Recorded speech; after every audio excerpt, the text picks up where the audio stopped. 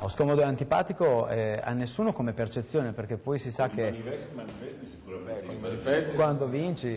quando vinci sono tutti amici, tranne quelli che sono stati coperti dai manifesti. Infatti devo dire una cosa, perché come prima ho detto, lei fa bene a redarguirmi per il ritardo, e chiedo nuovamente scusa perché voglio dire, tutti venivamo probabilmente, forse non da dove arrivavo io, quindi non da così lontano, ma certo, ognuno può avere i suoi problemi, eppure tutti puntuali. Devo dire anche che un effetto che non mi è piaciuto della mia campagna elettorale è stato quello dei manifesti che a un certo punto sono stati appiccicati sul viso degli altri candidati. Allora, di questo io sono sicuramente moralmente responsabile, perché ho incaricato delle agenzie e ho dato anche manifesti a dei privati, a dei sostenitori che poi hanno partecipato, però evidentemente non sono stati ben informati, perché spero abbiate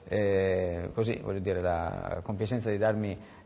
fiducia nel momento in cui dico che io non ho detto andate e appiccicate il manifesto di Motti sul manifesto di qualcun altro, però questo è stato un atto molto grave. Io mi occupo di diritti dei cittadini, quindi avere i miei manifesti che sovrastano quelli di altri candidati non è sicuramente un buon messaggio, sembra che predichi bene e razzoli male, non è corretto, ci sono ovviamente delle sanzioni, però al di là di questo io non posso dire è colpa dell'agenzia, è colpa di chi ha messo il manifesto perché non l'ho fatto io. Io moralmente ho detto questi sono i miei manifesti, andate e applicateli, quindi dovevo avere il dovere poi di controllare e verificare che venissero attaccati nel modo giusto.